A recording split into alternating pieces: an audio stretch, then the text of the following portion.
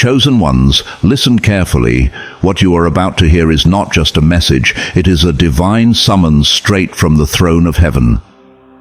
If you found yourself here today, understand this truth: God ordered your steps. You didn't stumble across this by chance. The same God who directed Moses to the burning bush, who called Samuel by name in the middle of the night, is calling you now. The steps of a good man are ordered by the Lord. Psalm chapter 37, verse 23. This is not entertainment. This is a heavenly encounter, and if your heart is beating faster, it's because eternity is leaning into your timeline. There comes a moment when heaven's voice drowns out the noise of the world. A moment when God doesn't whisper, but knocks with fire. This is that moment. Right now, the Creator of the universe is standing at the door of your heart saying, "Behold, I stand at the door and knock." Revelation chapter 3, verse 20. Not with fear, but with purpose, with urgency, with a reminder that you are not forgotten. Heaven declares you are 100% wanted in heaven tonight. Let that truth sink deep. The King of Glory desires you, not because you're perfect, not because you've earned it, but because you are chosen, loved, and called for such a time as this. Don't rush past this like it's just another video. If you can give hours scrolling through empty noise on social media, surely you can give God 20 minutes to speak life into your situation. Man shall not live by bread alone, but by every word that proceeds from the mouth of God. Matthew chapter 4, verse 4. This isn't just a notification, it's spiritual nourishment. The God who commands the stars and holds the oceans in his hands is speaking directly to you. So pause. Let the weight of this moment settle in your spirit. This is holy ground. Heaven doesn't waste words, and today eternity is addressing your name. Before we go any further, I challenge you to take 4 prophetic steps, not for me, but as a sign to God and a declaration to hell. Hit subscribe to align your spirit with heaven's frequency. Like this message as a strike against every lie that said you wouldn't rise. Share it because someone's deliverance is tied to your obedience. And comment below, "Jesus, I'm ready, use me," so that all of hell knows you've stepped into your calling. This isn't just a video, it's a divine instruction wrapped in revelation. Now, open your heart, silence every distraction, and prepare. Because what comes next isn't information, it's transformation. Now let's dive deeper. Let's break this down like we're learning to speak for the first time. When someone says, "You're wanted," it can mean many things. It could be casual, temporary, or conditional. Maybe you're wanted because of what you can do, how you look, or how you make someone feel. Human desire often comes with terms and expiration dates. But when God says, "You are 100% wanted," He's not referring to your talents, achievements, or the image you present to the world. He's not calling you because of your strengths or disqualifying you because of your weaknesses. He's speaking about something far deeper, your existence, your very breath, the fact that you were formed by His hands and imagined in His heart before time began. Let's go deeper. Picture a newborn child resting in the arms of a parent. That baby hasn't earned love. It hasn't spoken wisdom, built a career, or proven its worth, and yet it is cherished beyond words. Why? Simply because it exists. That's the lens through which God sees you. His love isn't transactional, it's eternal. It's not a reward for performance, it's a reality anchored in creation itself. Before you ever lifted a finger, before you succeeded or failed, before you believed or doubted, you were loved. You were marked as His. The heavens rejoiced over your being, not your doing. You don't have to hustle for what was given freely by the one who knit you together in your mother's womb. Psalm chapter 139, verse 13 to 14. You are wanted, not because of what you've done, but because of who you are. That truth shatters every lie that says you have to be more, do more, or fix yourself to be accepted by God. His desire for you isn't based on the polished version you present to others. He calls the broken you, the bruised you, the doubting, weary, questioning, and searching you. This is not partial acceptance. It's not a hesitant invitation. This is full, divine, unstoppable love pulling you back to where you've always belonged, the heart of heaven. God isn't tolerating you. He's passionately pursuing you. His voice echoes through eternity saying, I want you, not for what you offer, but because you are mine. Most people imagine heaven as a far-off place, some mystical realm hidden beyond the stars, reserved for the flawless or the few who manage to earn their way in.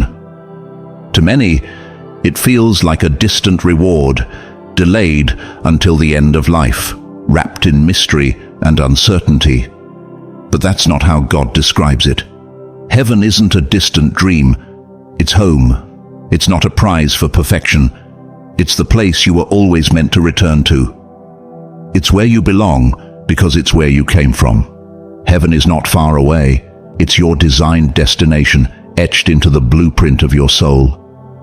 Imagine a lost child wandering through a loud, unfamiliar crowd, surrounded by flashing lights, strange faces, and endless distractions. For a while, the child might be curious, even entertained. But deep down, there's a growing ache that no excitement can satisfy.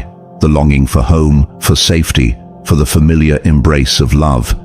That's the silent cry within every human heart. You weren't created to survive in the noise of this world. You were crafted for communion with your Creator.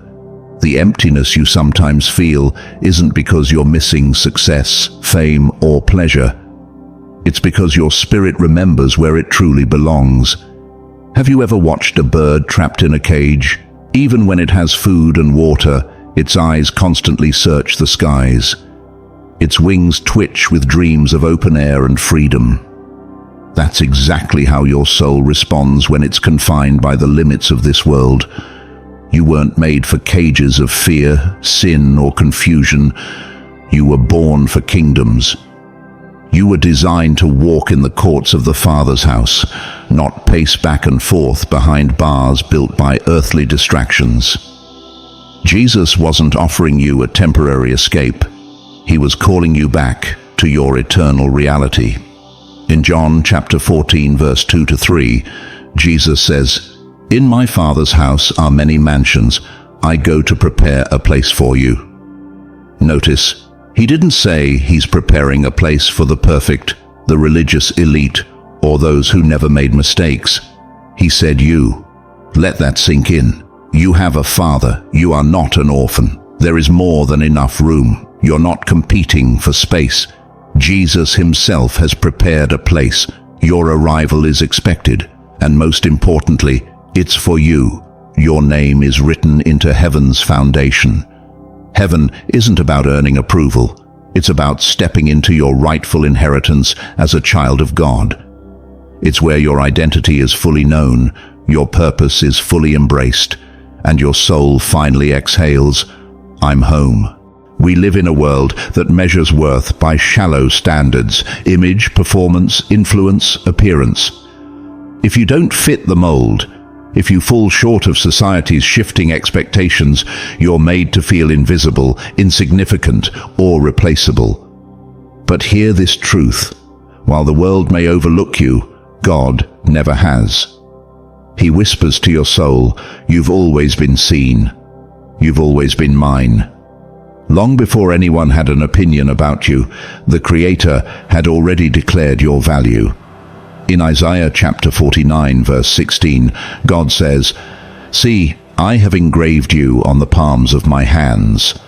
Notice the word, engraved, not written in ink that fades, not penciled in as a passing thought. Engraving is permanent. Engraving is intentional.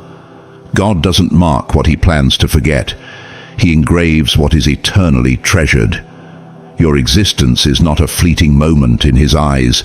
It is a lasting imprint on his very being.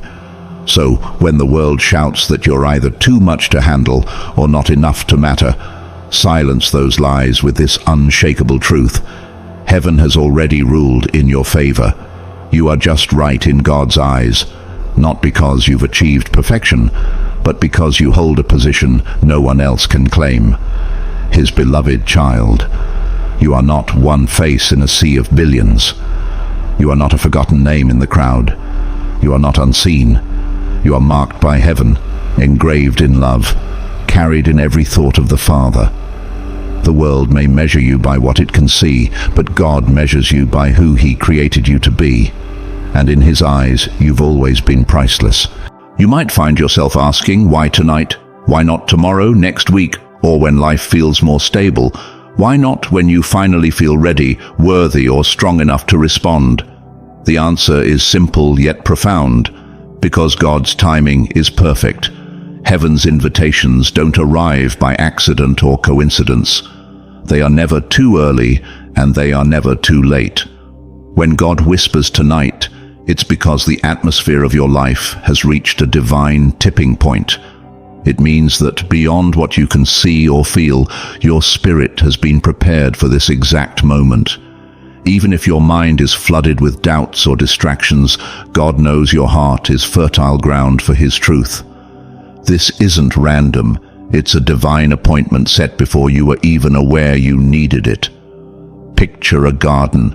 A seed can rest in the soil for days, weeks, or even months, but it only bursts forth when the conditions align, when the sun shines just right, when the rain softens the earth, when the timing is ordained by nature's rhythm.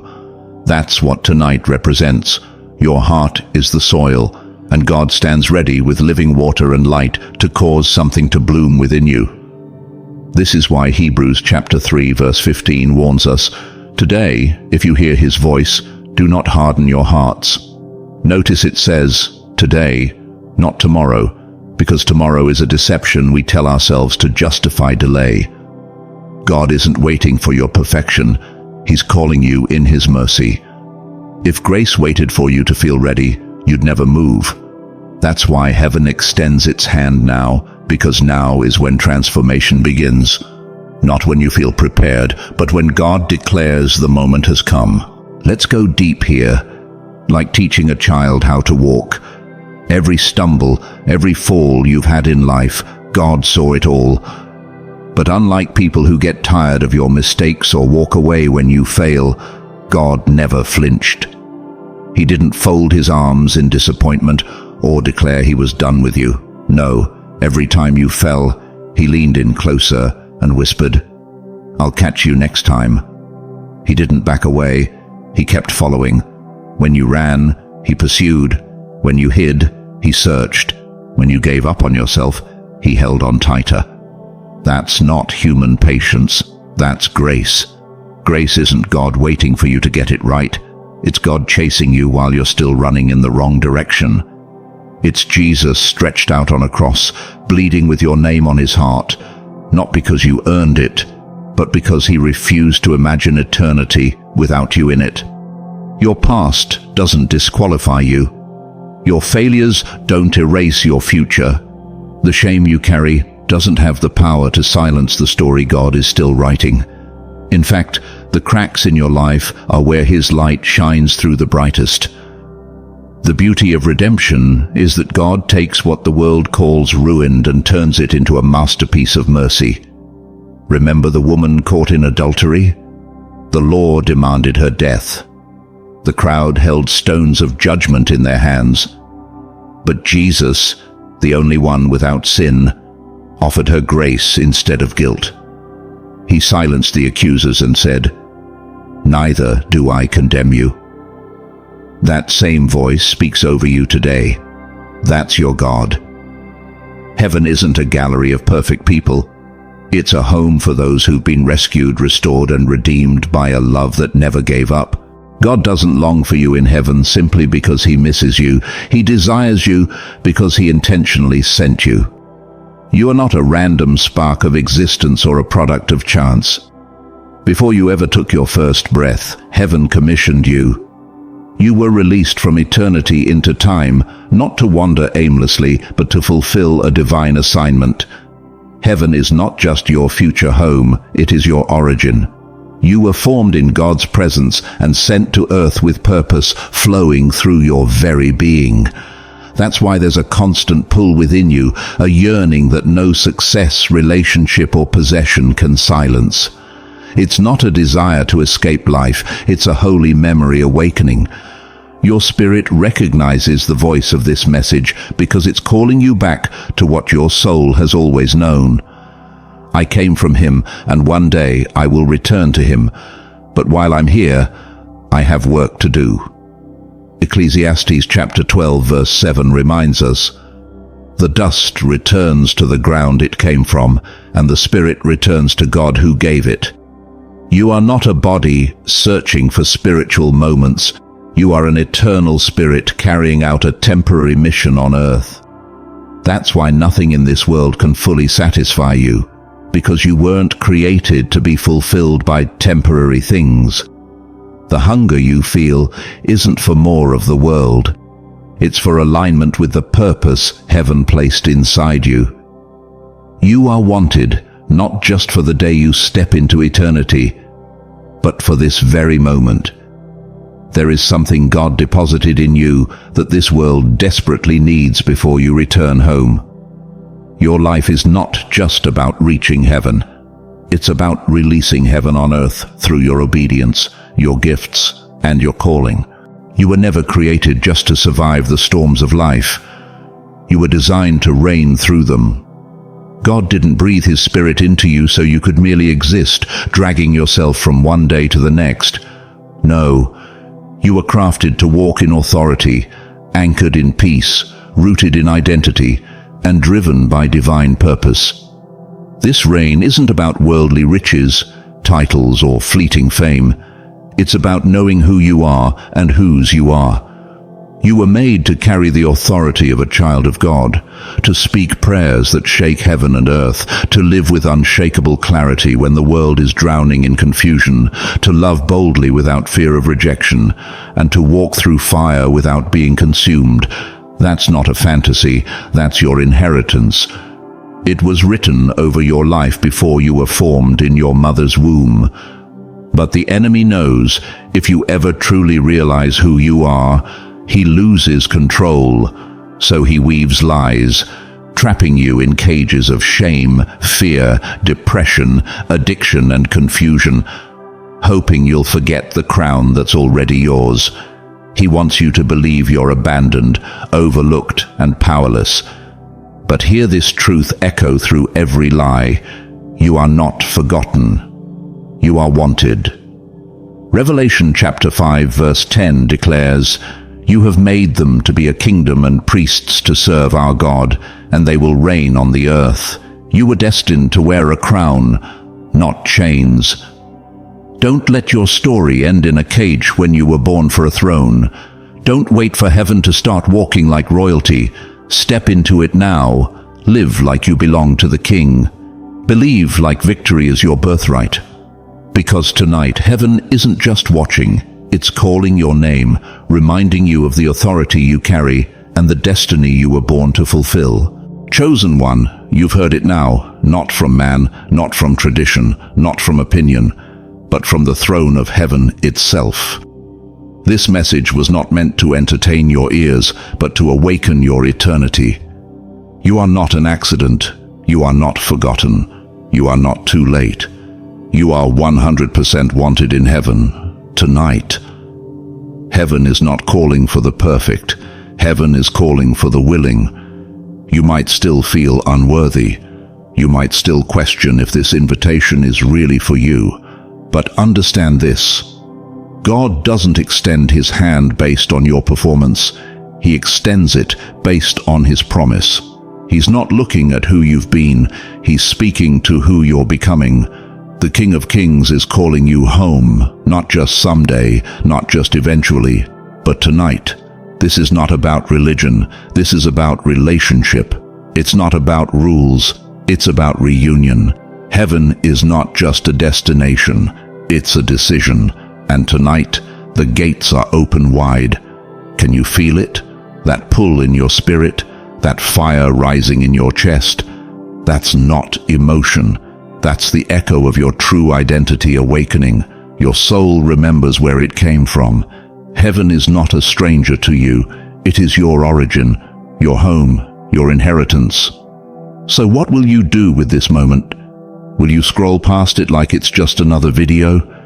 Will you silence it like it's just another voice? Or will you recognize this for what it truly is? A divine alarm clock for your destiny. God is not just calling you to come. He's calling you to belong, to be known, to be embraced, to be home. This isn't the end of the message. It's the beginning of a new life. One where shame no longer has authority, fear no longer has dominion, and your name is no longer forgotten, but engraved on the hands of God. You are wanted, you are loved, you are chosen, and heaven is waiting.